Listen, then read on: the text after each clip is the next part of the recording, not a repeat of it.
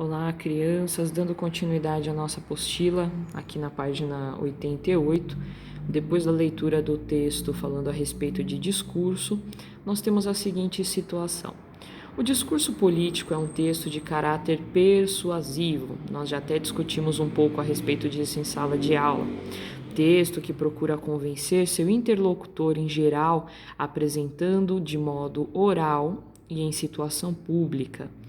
A tentativa de convencimento é feita com argumentação, uso de exemplos que fortalecem sua tese, citação de autoridades reconhecidas no assunto, apresentação de dados favoráveis, estabelecimento de relações de causa e consequência, comparação com situações semelhantes e etc. Em outras estratégias, como a adoção da linguagem com a qual o público se identifique.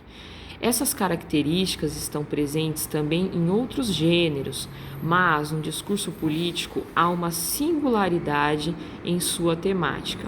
O assunto é a coletividade e o bem comum, baseados em valores sociais compartilhados entre cidadãos. Bom, geralmente aquele que discursa adota a posição de representante dos anseios coletivos, demonstrando que os conhece e que possui as propostas ou observações pertinentes às demandas coletivas. Bom, isso nós podemos observar muito no discurso político, né? O discurso ele é sempre direcionado ao ouvinte, né? De certa forma ele promove um diálogo com esse ouvinte, fazendo com que esse ouvinte saiba que os seus anseios, ou seja, os seus desejos como cidadão, as suas preocupações como cidadão, né, as suas petições como cidadão, que tudo isso é reconhecido e que possivelmente tudo isso será atendido. Vamos ver agora quais são os exercícios que nós temos na página 89. Qual é a importância da argumentação na estruturação do discurso político? Vamos pensar com a professora. Argumentação na estruturação do discurso político.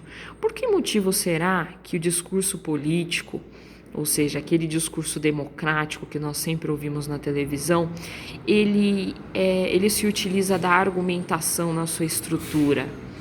Por que motivo será que eles abordam algo muito argumentativo ou persuasivo nos seus discursos políticos?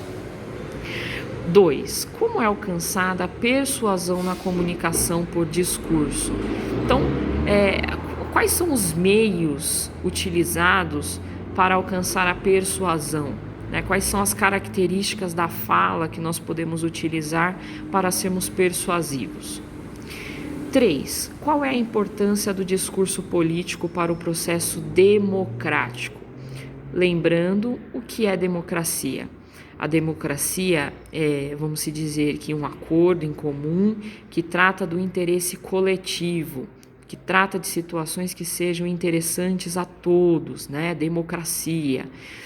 Qual é a importância do discurso político para esse processo democrático, né? De que forma o discurso político pode contribuir com o processo democrático? E 4. Antes do início desse capítulo, você tinha a mesma ideia sobre o que era política e discurso político? Algo mudou? Bom, pelas nossas últimas páginas trabalhadas, nós não podemos afirmar muitas coisas a respeito disso, até porque nós estamos retomando o discurso político agora, depois de uma pequena pausa para falar sobre orações subordinadas e orações coordenadas. Mas, relembrando as nossas aulas que nós tivemos do início do semestre até aqui, vocês tinham as mesmas concepções a respeito do que era política e do que era discurso político? Antes de nós começarmos a falar sobre uma característica chamada persuasão, vocês já tinham parado para pensar sobre o quão persuasivo é o discurso político? Que muitas vezes ele, de democrático, ele passa a ser persuasivo, né? Muitas vezes esse discurso ele não trata-se nem de um discurso democrático, mas sim de um discurso muito bem persuasivo, né, e que nos faz acreditar que ali dentro daquele discurso, daquela proposta, haja aí um fio de democracia, mas que muitas vezes não existe, né? Então, essa resposta é uma resposta pessoal, vocês vão colocar a opinião de vocês. Vocês tinham ideia do que era política e do que era discurso político? Hoje vocês têm ainda a mesma ideia que vocês tinham antes? Então, analisem essas questões, respondam elas e em breve nós faremos a correção.